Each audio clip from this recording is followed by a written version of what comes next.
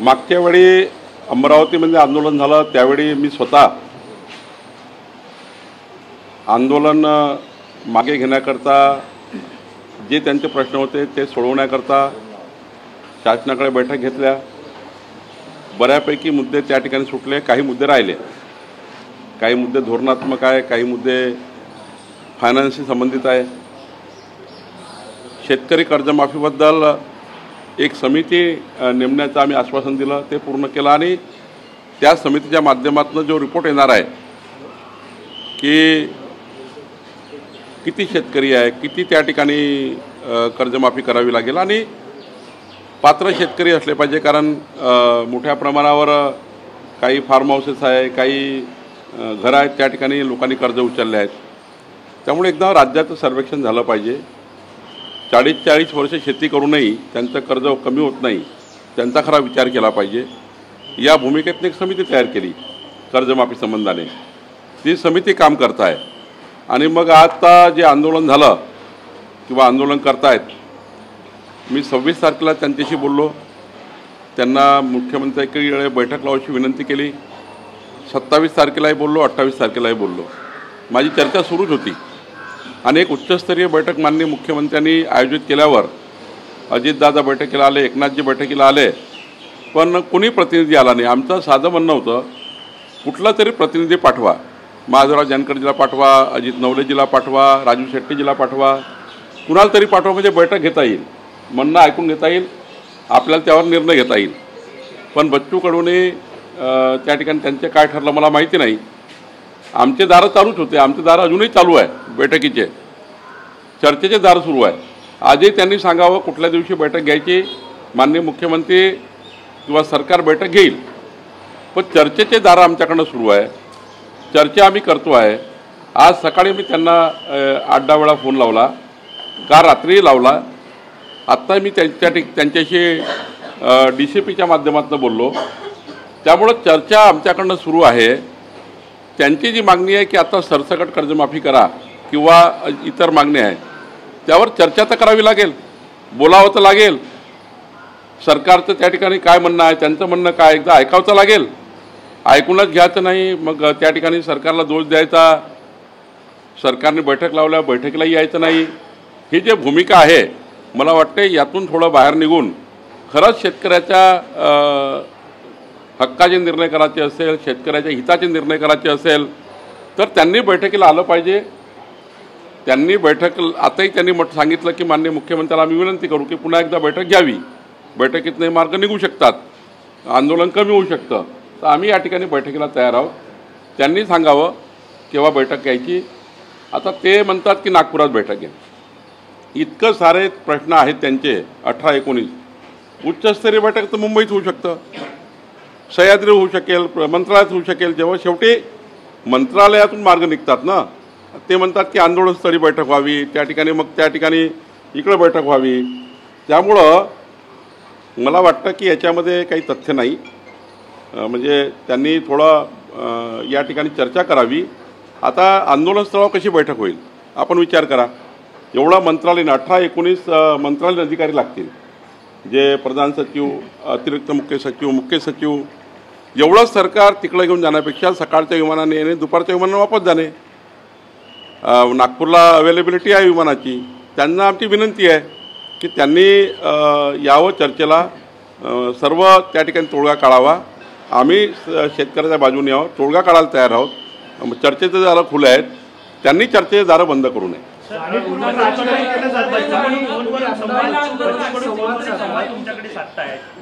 संवाद तो फोनवर होते, परंतु तिकडे बोलतात की सरकारने चर्चेची दारं बंद केली, ही त्यांची भूमिका कशी? मी 26, 27, 28 3 दिवस माझं राजू शेट्टीजी, माधवराव जानकरजी, अजित नवलेजी आणि माननीय बच्चू कडूंशी बोलणं झालं।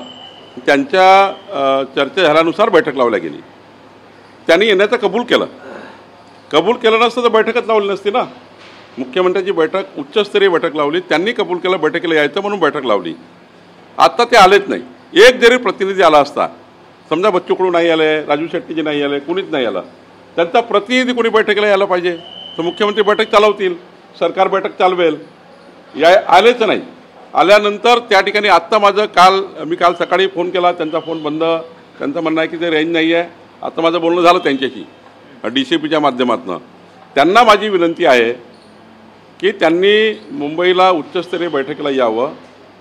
मी माननीय मुख्यमंत्री यांना अजून त्या ठिकाणी मुख्यमंत्री लक्ष देऊनच त्या आंदोलनावर बैठक अरेंज करतील आणि त्या बैठकीमध्ये शेवटी मुख्यमंत्री, दोन्ही उपमुख्यमंत्री, एवढं 18-20 अधिकारी, प्रधान सचिव, मुख्य सचिव नागपुरात ते म्हणतात आंदोलन स्थळावर किंवा कुठे बैठक घ्या, ते त्या ठिकाणी करण्यापेक्षा बच्चू कडू, राजू शेट्टीजी, माधवराव जानकरजी, अजित नवलेजी आणि तिथे तुपकर आहेत, त्यांनी बैठकीची वेळ त्या ठिकाणी फिक्स करावी.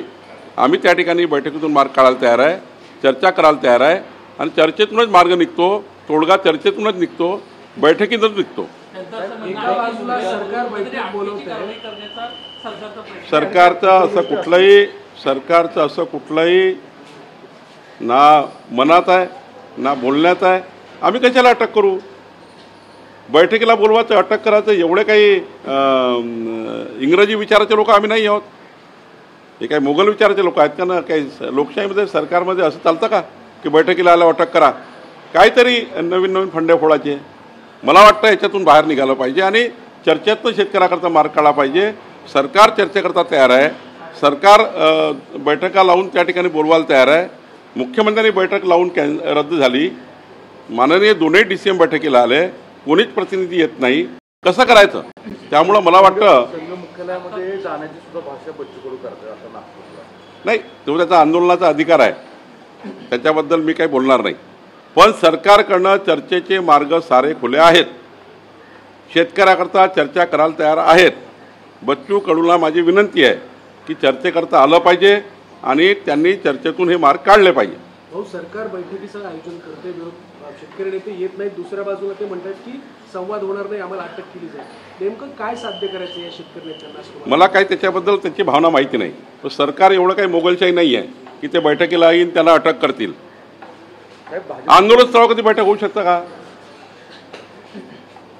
1 DCM, 2 DCM आणि इतकं सारं त्या ठिकाणी मंत्रिमंडळ किंवा कृषी मंत्री आहे, महसूल मंत्री आहे, एवढे सारे आंदोलन स्थळावर जाऊन बैठक घेणे ही काही मागणी योग्य होणार नाही.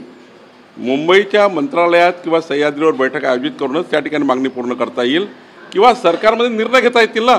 फायनान्स मिनिस्टर असेल, अजितदादा असेल, एकनाथजी असेल, सर्व असेल, माननीय मुख्यमंत्री बैठक घेतील.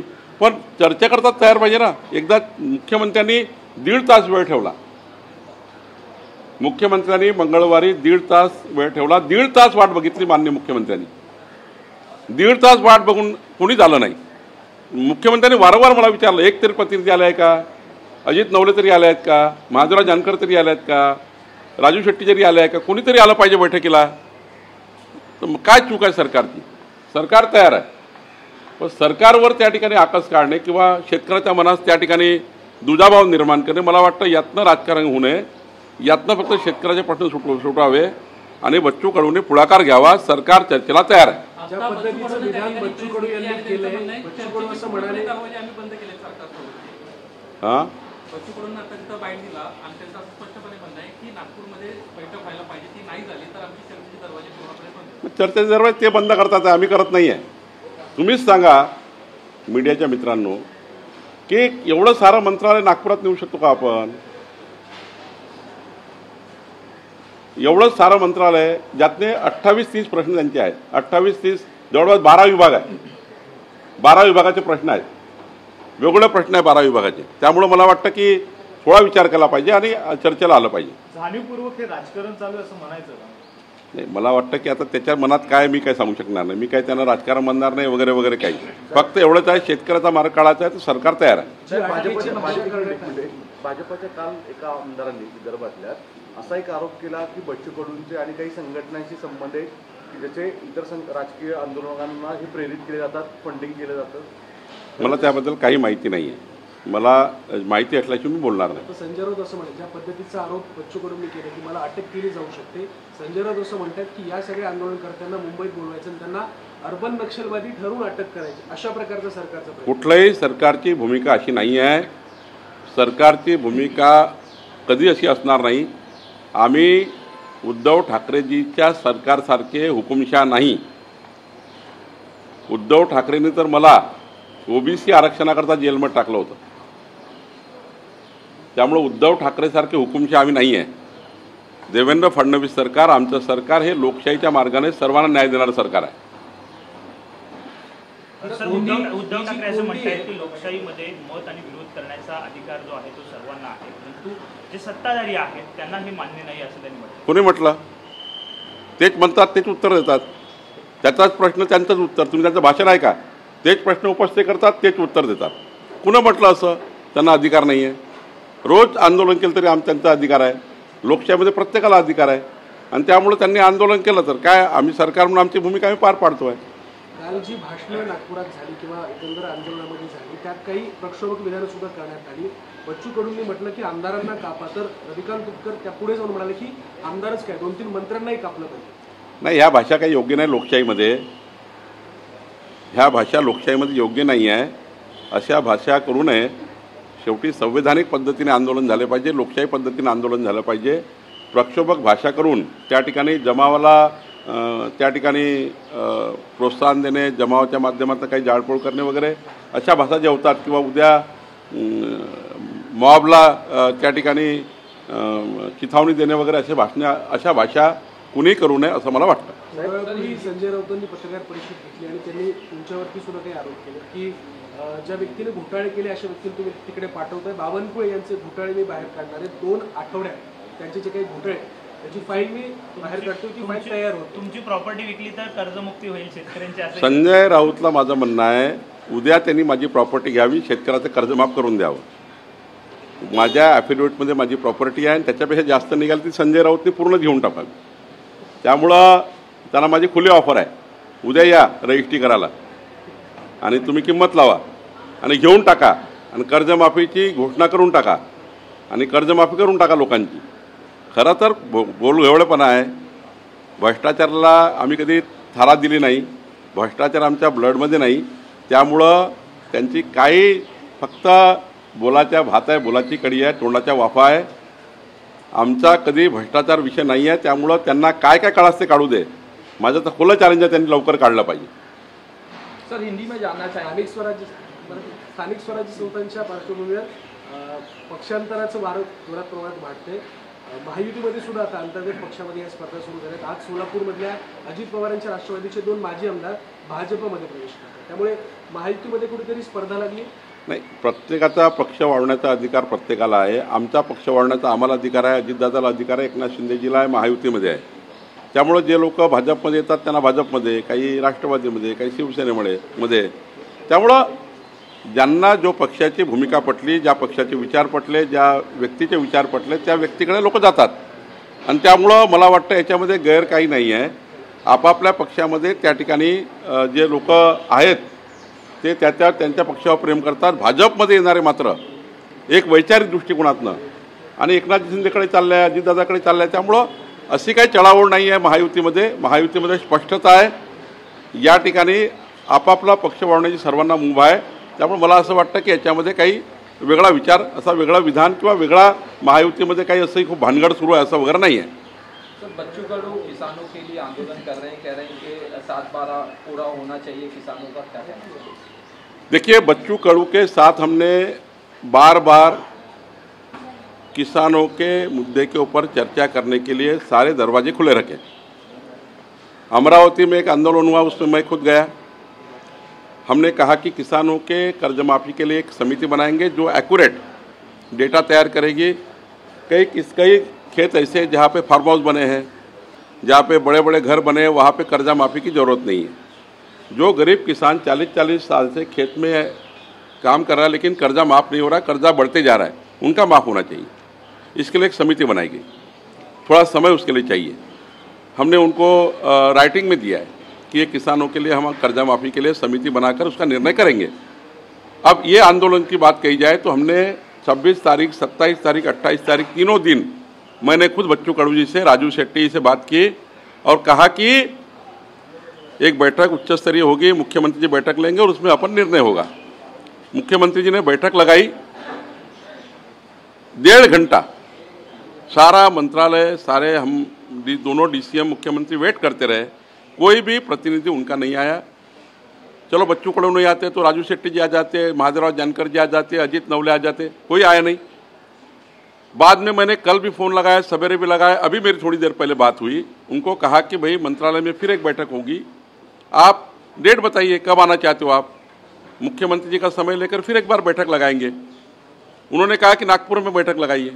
अब सारा मंत्रालय नागपुर लेके जाना, उसके बजाय सवेरे का फ्लाइट है, दोपहर का फ्लाइट वापस जाने का है, कोई भी प्रतिनिधि आ सकता है। तो मुझे लगता है कि हमारे तरफ से, सरकार की तरफ से चर्चा के सारे दरवाजे खुले हैं, कोई दरवाजा हमने बंद नहीं किया, हम दरवाजा हमने चालू रखा है। निश्चित रूप से बच्चू कडू और उनकी जो आंदोलन करता है वो कहे कि हमको सरकार से बात करनी है, सरकार की बैठक लगाने की व्यवस्था हम करेंगे। उनका बयान आया कि यहाँ मुंबई आएंगे बात करने तो अरेस्ट कर लेंगे, संजय राउत का भी बयान आया। ये उद्धव ठाकरे की सरकार नहीं है, यह हुकुमशाह सरकार नहीं है, ये देवेंद्र फडणवीस जी की सरकार है, लोकशाही मार्ग पर चलने वाली सरकार है। तो माननीय देवेंद्र फडणवीस जी की सरकार, हमारी सरकार ऐसा कुछ धंधा करने वाली नहीं है, ये हुकुमशाह जैसा हम करने वाले नहीं है। वो आए और बैठक करके वापस जाए, किसानों को बात करे, हमसे बात करे, मार निकल जाएगा। सर तेजस्वी यादव ने बिहार में ऐसा बयान दिया है कि महाराष्ट्र, मुंबई में बिहार मित्र केंद्र स्थापित किया जाएगा, जिससे लेकर बिहार की यहाँ की जो जनता है उनके लिए सेवा सुविधाएं की उपलब्ध की जाएगी। क्या अब बिहार में जो वोटर है मुंबई में, उसको लेकर वोट की राजनीति चल रही है? भाई तेजस्वी यादव ने पहले बिहार संभालना चाहिए। मुंबई में हमारे बिहारी भाई जो है उनको संभालने के लिए हमारी सरकार, हमारी पार्टी, हम सब लोग बिहार के यहाँ जो रहते हैं, उत्तर भारत के और बिहार के सारे, ये भारतीय जनता पार्टी हमारी सरकार के साथ खुश है। कोई उनमें ये नहीं है। पहले अपना बिहार देख ले, बाद में यहाँ की बात करें। मुझे लगता है कि बिहार के चुनाव को प्रोत्साहित करने के लिए यहाँ के जो वोटर्स है मुंबई के में जो रहने वाले बिहार के, उनको प्रलोभन देने के लिए ऐसी बात कर रहे हैं। सर तेजस्वी यादव का बयान आया कि जो इंडिया ब्लॉक का मैनिफेस्टो है उसमें जो वक्फ अमेंडमेंट बिल है उसको वो हटा देंगे अगर बिहार में चुनाव। तो बिहार में चुनाव चल रहा, बिहार के नेता इससे बात करेंगे।